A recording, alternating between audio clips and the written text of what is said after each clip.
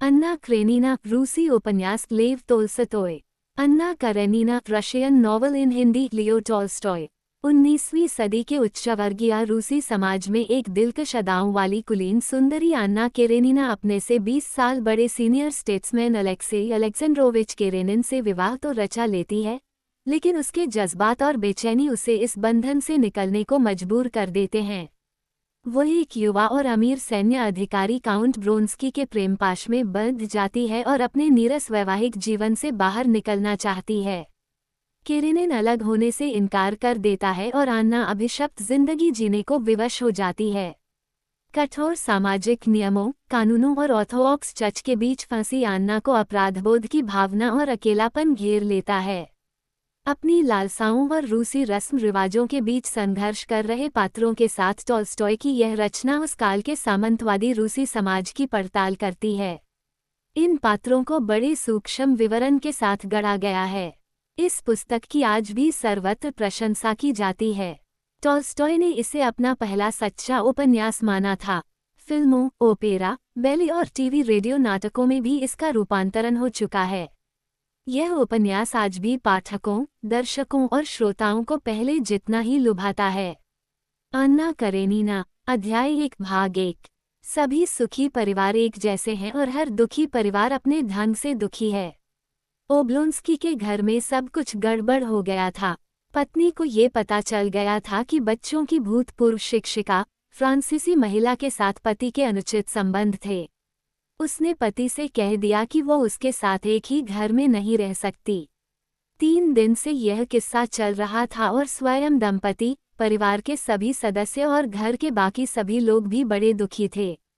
सभी यह महसूस करते थे कि उनके एक साथ रहने में कोई तुक नहीं है कि किसी सराय में संयोग से इकट्ठे हो जाने वाले लोगों में भी ओब्लोंस्की परिवार और उसके घर के सभी लोगों की तुलना में अधिक निकटता होती है। पत्नी अपने कमरों से बाहर नहीं निकली थी और पति 3 दिन से घर पर नहीं था। परेशान से बच्चे सारे घर में दौड़ते रहते थे। अंग्रेज शिक्षिका का गृह प्रबंधिका से झगड़ा हो गया था और उसने अपनी सहेली को भी दूसरी जगह ठीक कर देने का पत्र लिख दिया था। बावर्ची तो पिछले दिन के दोपहर के खाने के वक्त ही चला गया था और रसोई के काम काज में सहायता करने वाली नौकरानी तथा कोचवान ने हिसाब चुकता कर देने को कह दिया था। झगड़े के तीसरे दिन प्रिंस स्टेपान अर्कादियेविच ओब्लोंस्की, जिसे ऊंची सोसाइटी में स्तीवा के नाम से पुकारा जाता था, अपने हर दिन उठने के वक्त यानी सुबह के 8 बजे पत्नी के कमरे में नहीं, बल्कि अपने अध्ययन कक्ष में बढ़िया चमड़े के सोफे पर जागा। उसने अपने गदराए और अच्छी तरह से पाले पोसे गए शरीर से सोने के स्प्रिंगों पर करवट ली और मानो फिर से देर तक सोने का इरादा रखते हुए तकिए को जोर से अपने साथ चिपका लिया और उस पर गाल टिका दिया। लेकिन वह अचानक उछला, उठकर सोफे पर बैठ गया और उसने आंखें खोल लीं। हाँ, कैसे था वह? स्वप्न को याद करते हुए वह सोचने लगा। हाँ, कैसे था? हाँ, अलाबिन ने दारमश्ताद में दोपहर का भोज आयोजित किया था। नहीं, दारमश्ताद में नहीं, बल्कि किसी अमरीकी शहर में। हाँ, सपने में दारमश्ताद अमरीका में ही था। हाँ, अलाबिन ने शीशे की मेज़ों पर दोपहर के भोज की व्यवस्था की थी और हाँ, मेजें गाती थी, 2 मियो टेसोरो मेरी जान इतालवी नहीं, 2 मियो टेसोरो नहीं, इससे कुछ बढ़कर। कुछ छोटी छोटी सुराहियां थीं और वे भी नारियां थीं, वह याद कर रहा था। ओब्लोंस्की की आंखें खुशी से चमक उठीं और वह मुस्कुराते हुए विचारों में खो गया। हाँ, अच्छा था, बहुत अच्छा था। वहाँ तो और भी बहुत कुछ बढ़िया था, जिसे न तो शब्दों में बयान किया जा सकता है और अब जाग जाने पर विचारों के रूप में भी स्पष्ट अभिव्यक्ति नहीं दी जा सकती है। बनात के मोटे पर्दे की बगल के कमरे में आ जाने वाली प्रकाश रेखा की ओर ध्यान जाने पर उसने प्रफुल्ल मन से सोफे से पैर नीचे उतारे और पत्नी के हाथों सिले तथा बढ़िया सुनहरे चमड़े से मड़े जूते खोजने लगा, जो पत्नी ने पिछले वर्ष उसके जन्मदिन पर उपहारस्वरूप दिए थे, और अपनी 9 साल की पुरानी आदत के मुताबिक उठे बिना ही उस जगह की तरफ हाथ बढ़ाया जहां सोने के कमरे में उसका ड्रेसिंग गाउन लटका रहता था। इसी वक्त उसे अचानक ये याद आया कि कैसे और किस कारण वह पत्नी के सोने के कमरे में नहीं, बल्कि अपने अध्ययन कक्ष में सोया रहा है। उसके चेहरे पर से मुस्कान गायब हो गई और माथे पर बल पड़ गए। ओह ओह, जो कुछ हुआ था उसे याद करके वह दुखी मन से करा उठा। उसके मानस पट पर पत्नी के साथ हुए झगड़े की सभी तफसीलें, अपनी स्थिति की सारी लाचारी फिर से उभर उठी और सबसे अधिक यातना तो उसे अपने अपराध के कारण अनुभव हुई। हाँ, वो मुझे माफ़ नहीं करेगी और कर भी नहीं सकती। सबसे बुरी बात तो यह है कि इस सारी चीज़ के लिए मैं ही दोषी हूँ, मेरा ही कसूर है, लेकिन फिर भी मैं कसूरवार नहीं हूँ। यही तो सारा ड्रामा है, वह सोच रहा था। ओह ओह, अपने लिए इस झगड़े के सबसे दुखद प्रभावों को याद करते हुए वह हताशा से कहता रहा। उसके लिए सबसे अप्रिय तो वह पहला क्षण था, जब वह पत्नी के लिए बड़ी सी नाशपाती हाथ में थामे बहुत खुश, बहुत ही रंग में थिएटर से घर लौटा था और पत्नी दीवानखाने में नहीं मिली थी। बड़ी हैरानी की बात थी कि वह अध्ययन कक्ष में भी नहीं थी। आखिर सोने के कमरे में दिखाई दी थी और उसके हाथ में मुसीबत का मारा हुआ वह रुक्का था, जिसने सारा पर्दाफाश कर दिया था।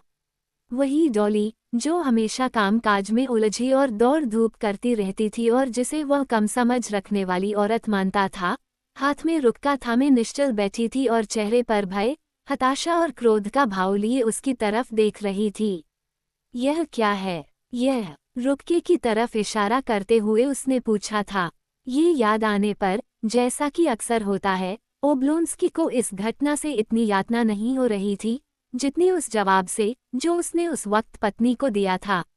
उस क्षण उसके साथ वही हुआ था, जो लोगों के साथ तब होता है, जब उन्हें कोई बहुत ही शर्मनाक काम करते हुए अचानक पकड़ लिया जाता है। वह अपने चेहरे को उस स्थिति के अनुरूप, जिसमें अपराध का भंडाफोड़ हो जाने पर उसने अपने को पत्नी के सामने पाया था, तैयार नहीं कर सका था।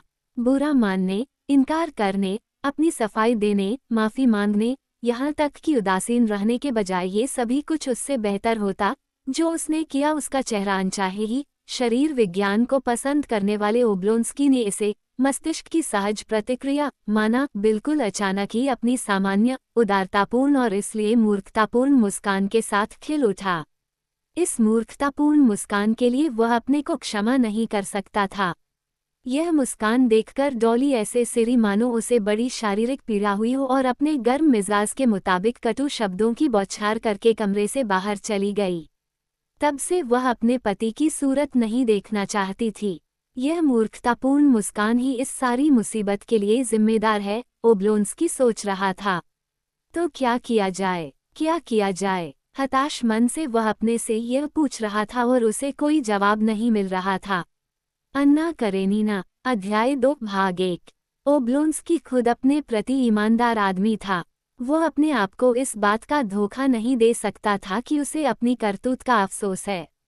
वह अब इस बात के लिए पश्चाताप नहीं कर सकता था कि वह 34 साल का सुंदर और रसिक प्रवृत्ति का व्यक्ति, 5 जीवित और भगवान को प्यारे हो गए 2 बच्चों की माँ और उससे केवल 1 साल छोटी अपनी बीवी को प्यार नहीं करता था।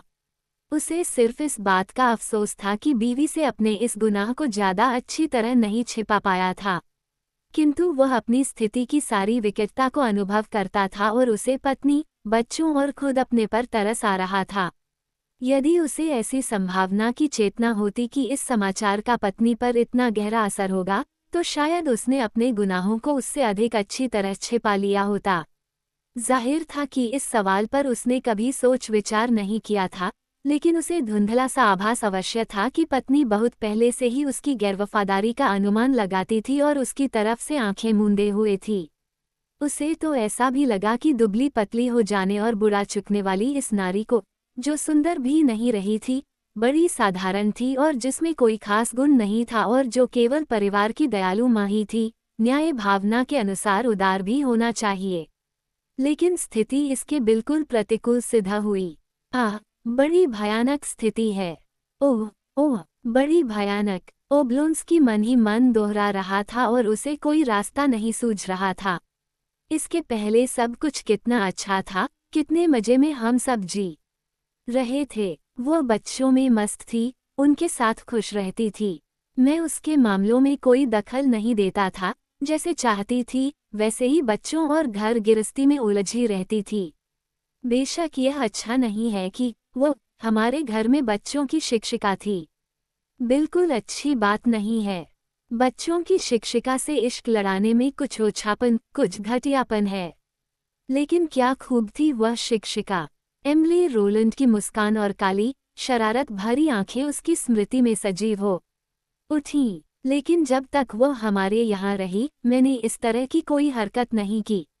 सबसे बुरी बात तो यह है कि अब तो वह इस मुसीबत को तो जैसे जानबूझकर आना ही था। हाय हाय हाय, क्या किया जाए, क्या किया जाए। जिंदगी सबसे पेचीदा और हल न हो सकने वाले सवालों का जो जवाब देती है, इसका उसके सिवा कोई जवाब नहीं था। वह जवाब यही था, अपनी हर दिन की जिंदगी चलाते जाओ, यानी अपने को भूल जाओ। लेकिन चूंकि ऐसा करना संभव नहीं था, कम से कम रात होने तक तो ऐसा नहीं हो सकता था, सुराही रूपी औरतों के गानों की दुनिया में भी नहीं लौटा जा सकता था, इसलिए जीवन के स्वप्न से ही मस्त रहना जरूरी था। जो होगा सो देखा जाएगा, ओब्लोंस्की ने अपने आप से कहा, उठकर आसमानी रंग के रेशमी अस्तर वाला भूरा ड्रेसिंग गाउन पहना, फंदों वाली डोरी को गांठ लगाए, मजबूत फेफड़ों से जोरदार सांस ली और उन टांगों से, जो उसके स्थूल शरीर का भार आसानी से वहन करती थीं, आदत के मुताबिक उत्साहपूर्वक पंजों को फैलाकर डग भरता हुआ खिड़की के करीब गया और भारी पर्दा ऊपर उठाकर जोर से घंटी बजाई। घंटी बजते ही उसका पुराना दोस्त और नौकर मातवेई मालिक की पोशाक, घुटनों तक के बूट और एक तार लिए हुए भीतर आया। उसके पीछे पीछे हजामत का सामान लिए हुए नाई भी पहुंच गया। दफ्तर के कोई कागज पत्र हैं? ओब्लोंस्की ने तार लेकर दर्पण के पास बैठते हुए पूछा। मेज पर रखे हैं, मातवेई ने जवाब दिया। सहानुभूति के साथ प्रश्नसूचक दृष्टि से मालिक की तरफ देखा और तनिक रुकने के बाद चालाकी भरी मुस्कान चेहरे पर लाकर इतना और कह दिया, घोड़ा गाड़ी के मालिक का आदमी आया था। ओब्लोंस्की ने कोई जवाब नहीं दिया और केवल दर्पण में मातवेई पर नजर डाली। दर्पण में मिलने वाली उनकी नजरों से स्पष्ट था कि वे एक दूसरे को खूब अच्छी तरह समझते हैं। ओब्लोंस्की की नज़र मानो पूछ रही थी, किस लिए तुम मुझसे ये कह रहे हो? क्या तुम नहीं जानते कि क्या हो रहा है? मातवेई ने अपनी जैकेट की जेबों में हाथ डाल लिए, पांव को जरा दूर खिसका लिया और चुपचाप, खुशमिजाजी से तथा कुछ मुस्कुराते हुए अपने मालिक की तरफ देखा। मैंने उससे अगले इतवार को आने के लिए और यह भी कह दिया है कि तब तक आपको और अपने को बेकार परेशान न करे, उसने संभवतः पहले से सोचा हुआ वाक्य कह दिया। ओब्लोंस्की समझ गया कि मातवेई मजाक करना और अपनी तरफ ध्यान आकर्षित करना चाहता है। उसने तार खोला और जैसा कि हमेशा होता है, शब्दों के गलत हिज्जों को अनुमान से ठीक करते हुए पड़ा और उसका चेहरा खिल उठा। मातवेई, बहन अन्ना अर्कादेला कल यहाँ पहुँच रही है। क्षण भर को नाई का नर्म और गदगदा हाथ रोकते हुए, जो भुंभराले गलमुच्छों के बीच की गुलाबी जगह साफ कर रहा था, उसने कहा। शुक्र है भगवान का, मातवेई ने कहा। इन शब्दों से उसने ये स्पष्ट कर दिया कि अपने मालिक की भांति वह भी अन्ना आर्कायना के आने का महत्व समझता है, यानी ओब्लोंस्की की प्यारी बहन अन्ना पति पत्नी की सुलह कराने में सहायक हो सकती है।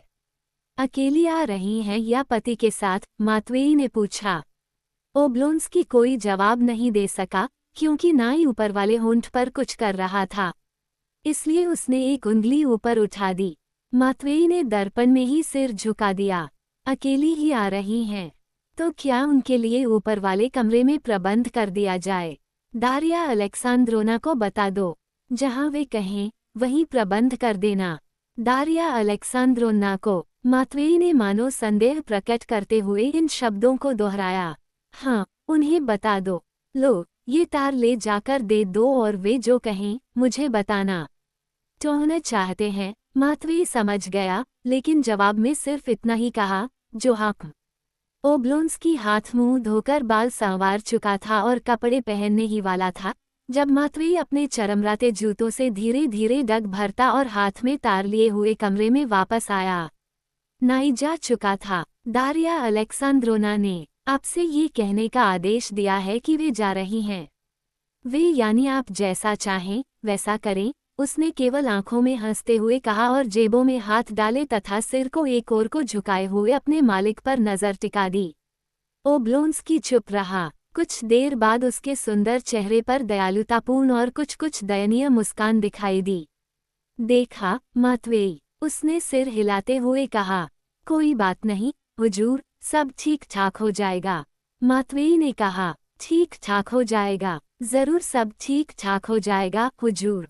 तुम ऐसा मानते हो? ये वहाँ कौन है? ओब्लोंस्की ने दरवाजे के बाहर किसी नारी के फ्रॉक की सरसराहट सुनकर पूछा।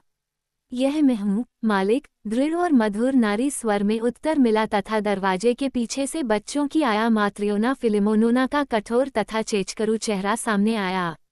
क्या बात है मात्रियोना? दरवाजे पर उसके पास जाकर ओब्लोंस्की ने पूछा।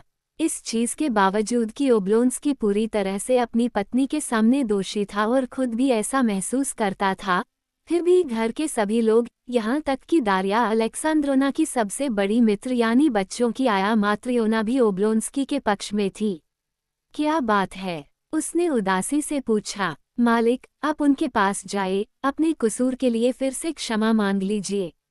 शायद भगवान मदद करेंगे। बहुत दुखी हैं वे, देखकर जी को कुछ होता है और फिर घर में भी सब कुछ गड़बड़ हो गया है।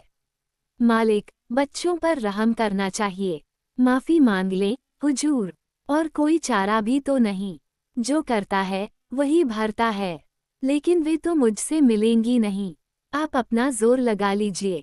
भगवान दयालु हैं, भगवान का नाम लीजिए मालिक, भगवान का नाम लीजिए। अच्छी बात है, अब तुम जाओ, ओब्लोंस्की ने अचानक अरुणाभ होते हुए कहा। तो लाओ, पहनाओ कपड़े, उसने मातवेई को संबोधित किया और एक झटके से ड्रेसिंग गाउन उतार फेंका। मातवेई किसी अदृश्य चीज को फूंक मारकर उड़ाते हुए पहले से ही तैयार की गई कमीज को स्पष्ट प्रसन्नता के साथ अपने मालिक के बड़े स्वस्थ शरीर पर पहनाने लगा। अन्ना करेनीना, अध्याय 3 भाग 1।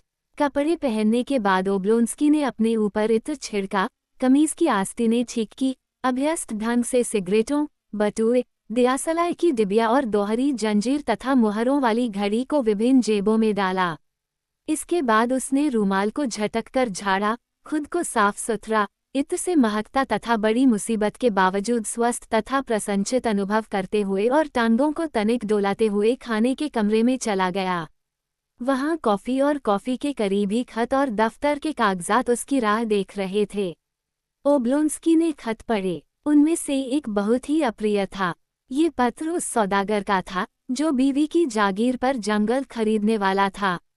इस जंगल को बेचना जरूरी था, लेकिन अब बीवी के साथ सुलह होने तक ऐसा करने का सवाल ही नहीं पैदा होता था। इसमें सबसे अप्रिय बात तो ये थी कि पैसों का मामला बीवी के साथ सुलह करने के किस्से के साथ जुड़ गया था। और यह ख्याल कि पैसों के सवाल को ध्यान में रखते हुए कि जंगल को बेचने के लिए ही वह बीवी से सुलह करना चाहेगा, ये ख्याल उसे अपमानजनक लग रहा था। खत पढ़ने के बाद ओब्लोंस्की ने दफ्तर के कागजात अपने नजदीक खींच लिए।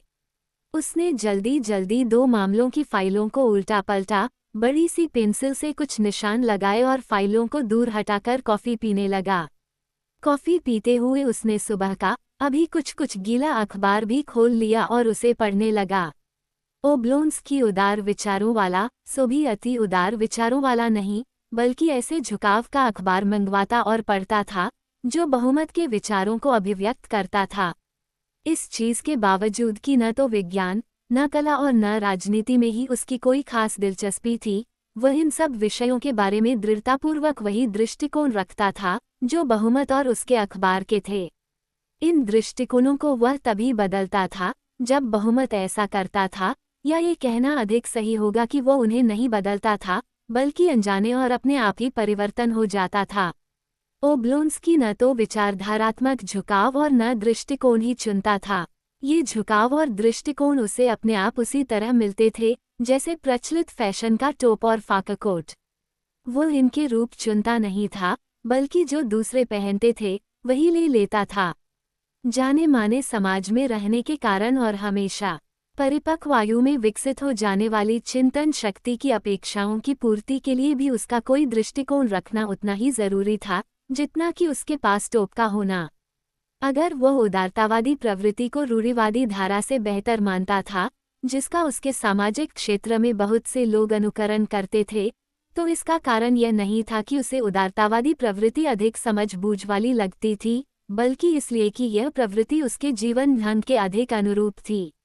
उदारपंथी पार्टी यह कहती थी कि रूस में सब कुछ बहुत बुरा है और सचमुच ओब्लोंस्की के सिर पर कर्ज का बहुत भारी बोझ था और पैसों की जबरदस्त तंगी थी। उदारपंथी पार्टी का कहना था कि शादी की संस्था बीते जमाने की कहानी बन चुकी है और उसे नया रूप दिया जाना चाहिए। और सचमुच पारिवारिक जीवन से ओब्लोंस्की को कोई बहुत खुशी नहीं मिलती थी। वो उसे झूठ बोलने और ढोंग करने को विवश करता था और उसे इन चीज़ों से नफरत थी। उदारपंथी पार्टी कहती थी, या यूं कहना बेहतर होगा कि उसका ऐसा आशय था कि धर्म आबादी के बर्बर भाग के लिए ही लगाम है और सचमुच छोटी सी प्रार्थना के समय खड़े रहने पर भी ओब्लोंस्की की टांगों में दर्द होने लगता था और वो किसी तरह भी ये नहीं समझ पाता था कि दूसरी दुनिया के बारे में इतने भयानक और भारी भरकम शब्द किस लिए कहे जाते हैं, जबकि इस दुनिया में ही बड़े मजे की जिंदगी बिताई जा सकती थी। साथ ही खुशी भरा मजाक पसंद करने वाले ओब्लोंस्की को किसी भोले भोले आदमी को कभी यह कहकर परेशान करने में लुत्फा आता था कि अगर नस्ल का ही अभिमान करना है तो रियोरिक पर ही बात समाप्त न करके अपने सबसे पहले पूर्वज यानी बंदर से भी इनकार नहीं करना चाहिए। इस तरह उदारतावादी प्रवृत्ति ओब्लोंस्की की आदत सी बन गई थी और वह अपने अखबार को वैसे ही प्यार करता था जैसे दोपहर के खाने के बाद सिगार को, जो उसके दिमाग में हल्की सी धुंध पैदा करता था। उसने अग्रलेख पढ़ा जिसमें ये स्पष्ट किया गया था कि हमारे दिनों में बिल्कुल बेमतलब ही यह शोर मचाया जा रहा है मानो उग्रवाद सभी रूढ़िवादी तत्वों को हड़प जाने का खतरा पेश करता है और यह कि सरकार को क्रांतिकारी सर्प को कुचलने के लिए अवश्य ही कदम उठाने चाहिए। इसके विपरीत हमारे मतानुसार खतरा तो काल्पनिक क्रांतिकारी सर्प से नहीं बल्कि रूढ़िवादिता के कट्टरपन से है जो प्रगति के मार्ग में बाधा बनता है आदि। उसने दूसरा वित्त संबंधी लेख भी पढ़ा जिसमें बेंथम और मिल का उल्लेख था तथा मंत्रालय पर छींटाकशी की गई थी। बात को जल्दी से समझ जाने की अपनी क्षमता के अनुसार वह हर छींटाकशी का महत्व और यह समझता था कि वो किसकी तरफ से, किस पर और किस संदर्भ में की गई है और इससे उसे कुछ खुशी हासिल होती थी। लेकिन आज इस खुशी में मात्रियोना फिलिमोनोना की सलाहों और इस बात की स्मृति की कटुता भूल गई थी कि घर में सभी कुछ गड़बड़ हुआ पड़ा है। उसने ये भी पढ़ा कि प्राप्त समाचार के अनुसार काउंट बेस्ट विस्बादेन के लिए रवाना हो गया है। अखबार में यह विज्ञापन भी था कि यूरिक कुछ इतिहासज्ञों के दृष्टिकोण के अनुसार वार्यागों स्कैंडिनेवियनों का वह प्रिंस जो अपने 2 भाइयों और सेना के साथ 9वीं शताब्दी में रूस के उत्तर में आया, रूसी प्रिंसों की वंशावली का आरंभ करता था। सफ़ेद बालों से मुक्ति पाई जा सकती है कि एक हल्की घोड़ा गाड़ी बिकाऊ है कि एक जवान नारी वर की तलाश में है। लेकिन इन समाचारों से उसे हर दिन की तरह आज हल्का और व्यंग्यपूर्ण आनंद नहीं मिला। अखबार, कॉफ़ी का दूसरा प्याला और मक्खन के साथ बयार डबल रोटी खत्म करने के बाद वह उठा। उसने अपनी वास्कट पर गिर गए रोटी के कण झाड़े, चौड़ा सीना सीधा किया और प्रफुल्लता से मुस्कुराया। उसकी मुस्कान का कारण यह नहीं था कि दिल में कोई खास खुशी थी, नहीं, नाश्ते के अच्छी तरह हजम होने से ही यह प्रफुल्ल मुस्कान झलक उठी थी। किंतु इस खुशी भरी मुस्कान ने उसे सभी चीजों की याद दिला दी और वह सोच में डूब गया। दरवाजे के पार 2 बच्चों की आवाजें सुनाई दी। ओब्लोंस्की ने छोटे बेटे ग्रीशा और बड़ी बेटी तान्या की आवाजें पहचान लीं। वे कोई चीज ले जा रहे थे जो गिर गई थी। मैंने कहा था कि मुसाफिरों को छत पर नहीं बिठाना चाहिए, लड़की अंग्रेजी में चिल्ला रही थी, अब उठाओ इन्हें।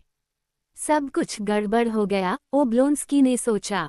बच्चे अकेले भागते फिर रहे हैं। दरवाजे के पास जाकर उसने उन्हें पुकारा। उन्होंने उस डिब्बे को फेंक दिया जिसे रेलगाड़ी बना रखा था और पिता के पास आए।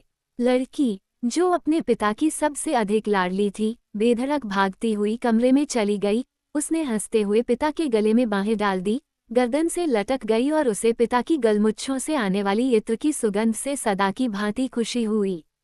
आखिर गर्दन झुकाने के कारण लाल और स्नेह से चमकते हुए पिता के चेहरे को चूमने के बाद उसने गले से बाहें हटाईं और वापस भाग जाना चाहा।